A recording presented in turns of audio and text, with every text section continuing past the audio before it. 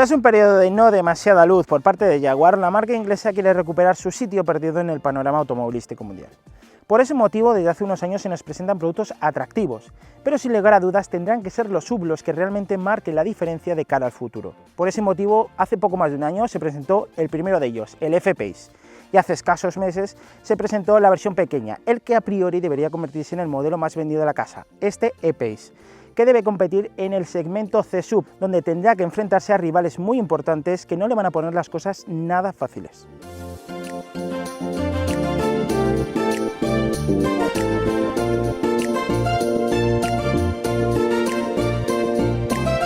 Esos rivales a los que nos referimos no son otros que los pertenecientes a la categoría Premium, donde encontramos al Audi Q3, al BMW X1, al Mercedes GLA, al Mini Countryman, al Volvo XC40 y por supuesto al Range Rover Evoque, al cual podemos tachar como un hermano casi mellizo. Todos ellos tienen medidas similares en torno a los 4,4 metros y precios de partida superiores a los 30.000 euros. En ambos términos el EPI se sitúa en la parte más alta de la categoría. Jaguar siempre ha jugado dos bazas principales, uno de ellos es la calidad y la otra es la del diseño. Por ese motivo los coches de Jaguar siempre han presentado ese estilo característico, con ese estilo, con esa elegancia y con esa sofisticación, y sobre todo han sabido durar y soportar muy bien el paso del tiempo. En el caso del E-Pace es obra del diseñador Ian Callum y en él se han integrado muchos elementos que recuerdan a otros modelos de la casa.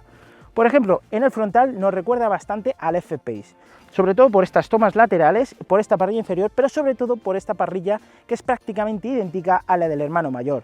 Lo que sí que es cierto que no es nada igual son los faros, que es lo que más le diferencia entre el uno y el otro. En cuanto al lateral, decir que el diseño es bastante más soso que en la parte frontal, pero presenta elementos típicos de un SUV, como por ejemplo los plásticos negros que recubren los pasos de rueda y toda la parte inferior del chasis. Fijaros en lo alto de la línea de la carrocería, en esta línea de ventanilla tan exageradamente alta que encima además pica ligeramente antes de llegar al pilar C, algo que ocurre en el XT40, aunque en este caso no es tan exagerado. Yo personalmente me quedo con el ensanche de la parte trasera, con el ensanche visual, porque esta nervadura tan marcada que arranca desde la parte central de la puerta trasera y que va hasta la zaga, hace que parezca que el coche es más ancho, aunque en realidad no lo es. En la parte trasera es donde el señor Callum ha podido jugar mucho más con las proporciones. Si bien la parte delantera es más elegante, más sofisticada, el lateral es más sobrio, más soso, es la zaga la que presenta un diseño mucho más contundente y mucho más robusto, sobre todo gracias al uso, o mejor dicho, al abuso de tanta línea horizontal que ensancha visualmente el coche. Todo ello se magnifica gracias al uso de estos faros tan estrechos que recuerdan bastante a los del F-Type, aunque no son exactamente iguales. A mí me llama mucho la atención lo corto del voladizo trasero. De hecho, las cuatro ruedas van situadas en los extremos del coche, y eso no ha supuesto ningún problema para que el E-Pace disponga de mucho volumen de carga. De hecho, son 577 litros de capacidad mínima y 1234 de capacidad máxima si abatimos la segunda fila de asientos. De largo, el mejor de su categoría.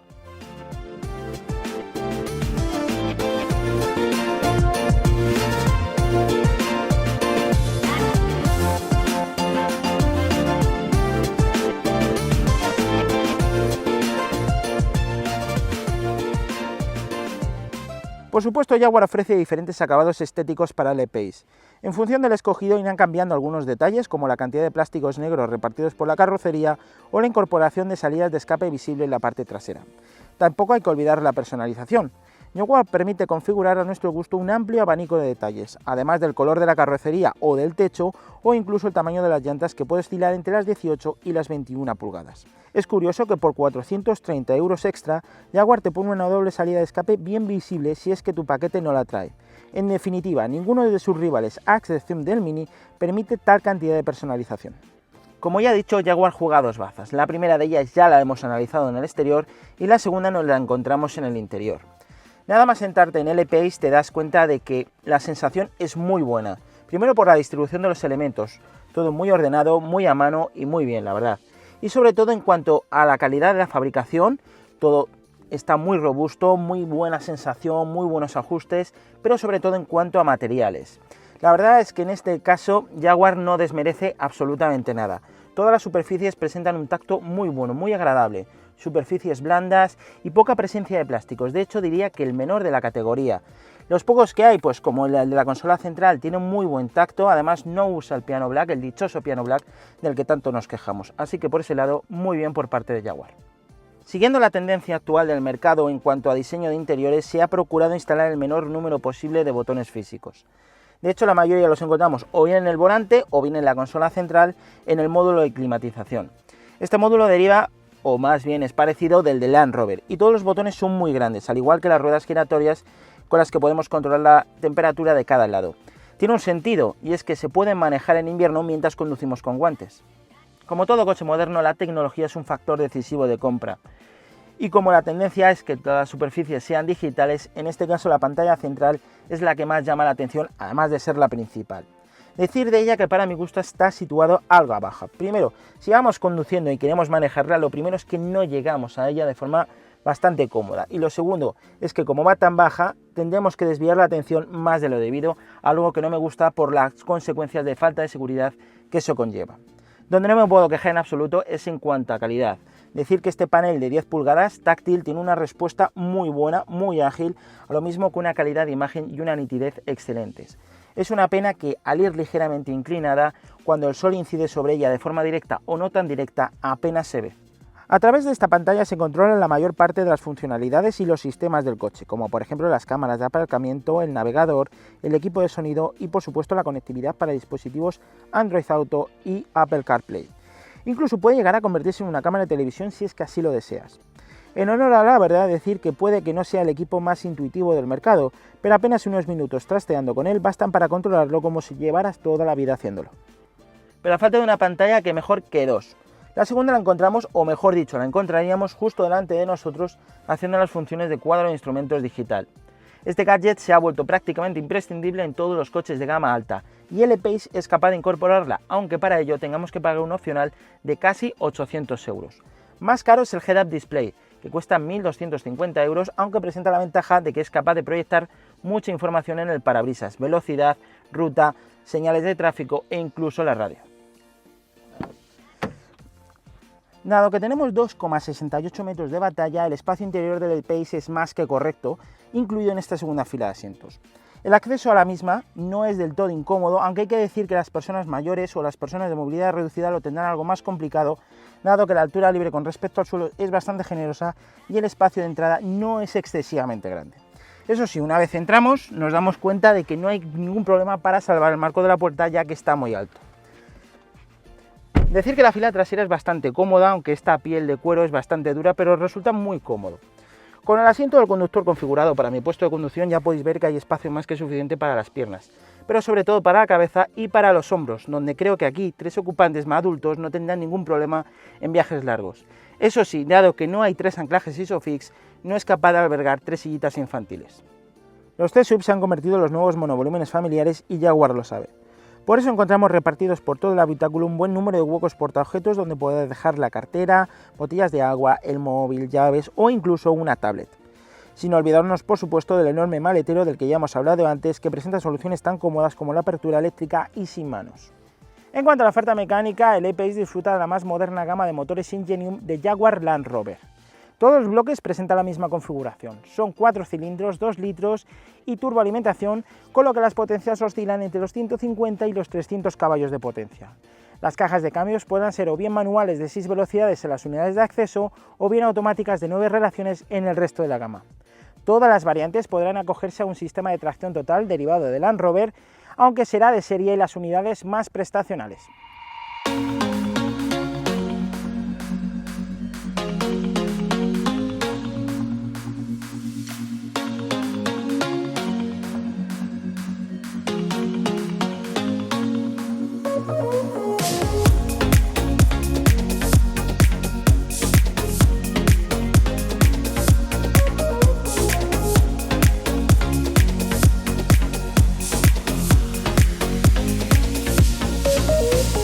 Una vez te pones a los mandos y empiezas la marcha, te das cuenta de que el E-Pace ha sido diseñado para ser principalmente cómodo, y además cómodo en el amplio sentido de la palabra. Es un coche que ofrece muy baja rumorosidad. Una vez iniciamos la marcha, solamente se hace más notable el motor cuando aceleramos a tope, que además, por cierto, si ponemos el modo deportivo, empieza a transmitir un ruido bastante deportivo a través de los altavoces, que no es real. Me refiero a que también es cómodo, por supuesto, a que es un coche que presenta una calidad de rodadura muy alta, muy buena, que la suspensión está configurada para ser blanda, para poder enfrentarse a obstáculos sin apenas inmutarse, aunque sí que es cierto que el eje trasero tiene una respuesta algo más seca de lo esperado. En nuestro caso hemos optado por una configuración mecánica que consideramos que puede tener muchas posibilidades de ser la más elegida entre los potenciales compradores. Estamos hablando de un bloque diésel de 4 cilindros, 2 litros, como ya he mencionado antes, turboalimentado, que genera 179 caballos de potencia y que lleva asociado una caja automática de 9 velocidades, además de una tracción total. En cuanto al motor, tengo que decir de él que me ha gustado bastante, sobre todo por el comportamiento, al igual que otros motores de la gama Ingenium que ya he tenido ocasión de probar. Presenta un tacto muy suave, muy lineal, muy progresivo, con unas recuperaciones algo justas, correctas, nada exagerado, pero correctas, podríamos decir. Hay que tener en cuenta que este coche presenta una aceleración de 0 a 100 en 9,1 segundos, algo que es bastante discreto, todo se ha dicho de paso, pero como vuelvo a insistir, es problema del peso de este coche, de esta unidad. Pero como ya digo, son 180 caballos, bueno, 179 para ser exactos, los que entrega al máximo de revoluciones, a 4000, y presenta un par máximo de 430 Nm a partir de las 1750 vueltas. Es decir, que la fuerza del coche la encontramos en un régimen bajo de vueltas. Y en ese caso tiene que actuar la caja de cambios. Este convertidor de par de 9 velocidades, la verdad es que, al igual que otros en el mercado, presenta un tacto exquisito. Es muy suave cuando realizamos una conducción tranquila y algo más tenso cuando elevamos el ritmo o cuando ponemos el modo secuencial, si ponemos la palanca hacia la izquierda o si seleccionamos el modo Dynamic. En este caso no podemos actuar a través de unas levas del volante, ya que en este caso no se incluyen. Como ya he dicho, tiene varios modos de conducción. El primero de ellos está pensado para una conducción off-road, de la que más adelante os hablaré. El segundo de ellos tiene el nombre de Eco, que como ya os podéis imaginar, está pensado principalmente para conseguir bajos consumos, para rodar muchos kilómetros de la manera más eficiente posible. El tercero es el modo confort, el más confortable, el más cómodo, por supuesto. Y el último es el modo Dynamic, que es el que ofrece las mayores capacidades dinámicas del E-Pace. Hay que decir que entre estos tres modelos las diferencias no son muy notables. Sí que es cierto que hay elementos que sí que se nota ese cambio de entre un modo y otro, pero en líneas generales el coche se comporta prácticamente igual en cada uno de ellos. Obviamente en el modo Sport, el modo Dynamic, como ya he dicho, sí que permite, pues a lo mejor entra un sonido más deportivo a través de los escapes, el cambio se tensa, el acelerador se vuelve más reactivo, pero en definitiva la suspensión y la dirección son exactamente iguales o muy parecidas a las que tenemos en un modo Eco o en un modo Confort. Por lo tanto, las capacidades dinámicas siguen siendo las mismas. ¿Y qué capacidades dinámicas son esas? Pues la verdad que no son las mejores del segmento, todo se ha dicho de paso.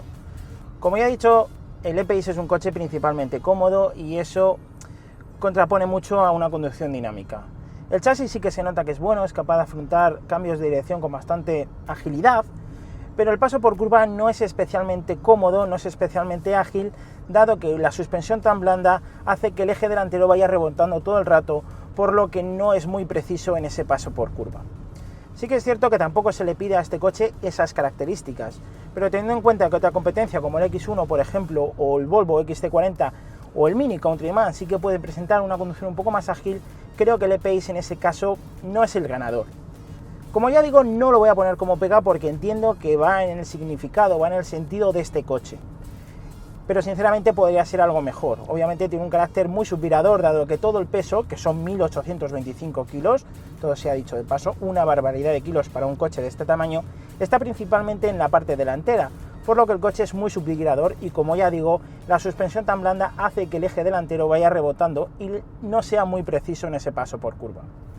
Además, para rematar todo el conjunto, la dirección no es especialmente dura. A pesar de poner el modo más dinámico de todos, el volante sigue ofreciendo una resistencia mínima, algo que viene muy bien en ciudad o a velocidades pequeñas o para realizar maniobras como el aparcamiento, pero no es especialmente bueno cuando aceleramos el ritmo y en este caso no transmite mucha información con respecto a las ruedas.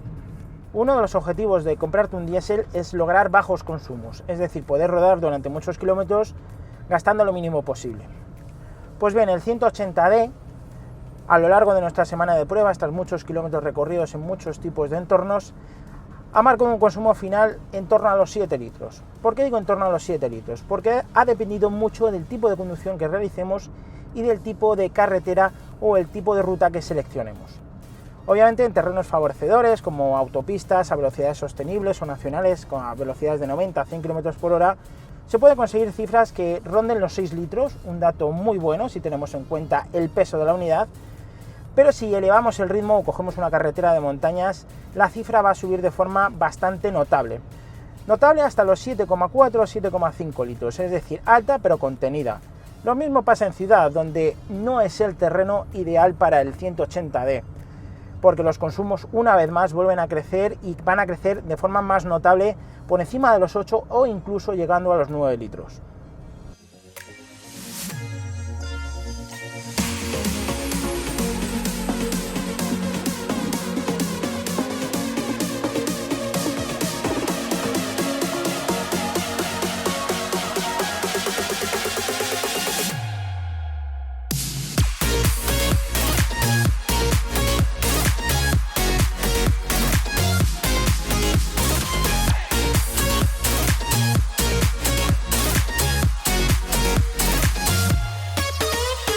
La verdad es que sería prácticamente imperdonable por parte de Jaguar no haber hecho de este Pace un verdadero sub apto para el campo, más si tenemos en cuenta que están sus amigos y sus hermanos de Land Rover.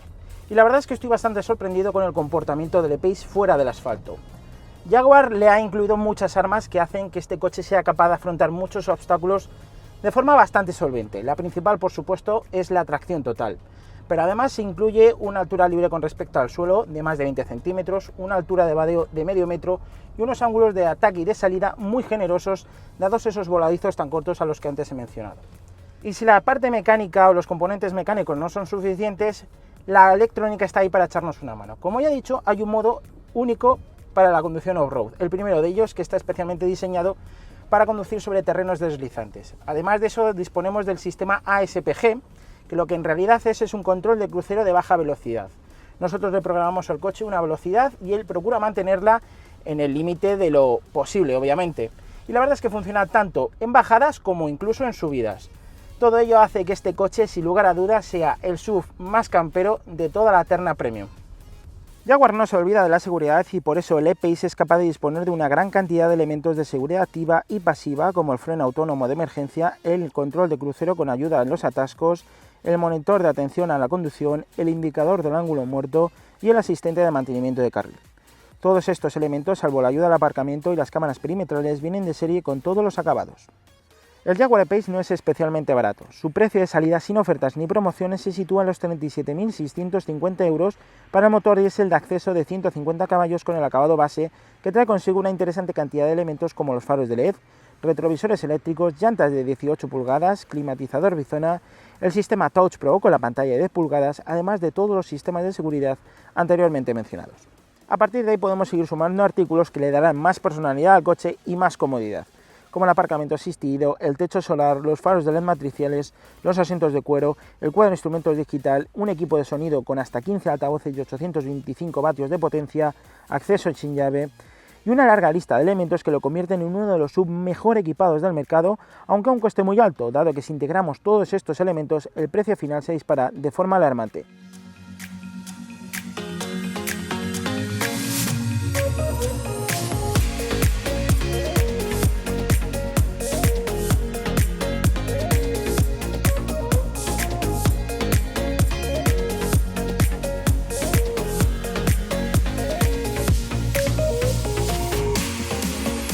Llegar el último no siempre supone una desventaja. Lo que Jaguar ha hecho con el E-Pace ha sido coger a su competencia más directa, analizarla e intentar igualarla o superarla punto por punto.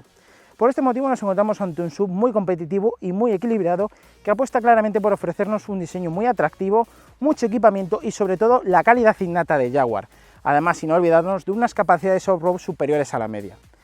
En cuanto a la variante 180D, decir de ella que sin ser la más prestacional ni la más dinámica de la gama, ofrece unos niveles de confort muy elevados y sobre todo unos consumos bastante ajustados, por lo que la hacen especialmente atractiva.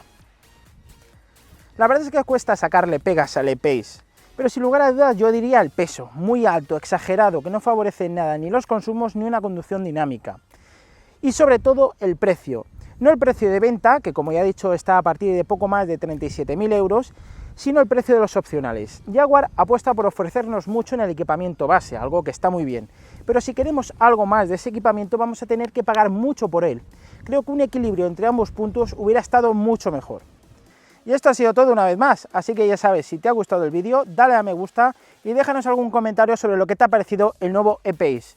Y por supuesto, si todavía no estás suscrito a nuestro canal, no dejes de hacerlo, al igual que seguirnos en cualquiera de nuestras redes sociales. Si quieres saber más sobre el E-Pace, sobre su competencia o leerte la prueba completa, puedes visitarnos en motor.es y también descargarte nuestra nueva aplicación que está disponible en el Play Store de Google. Un saludo y nos vemos en la próxima.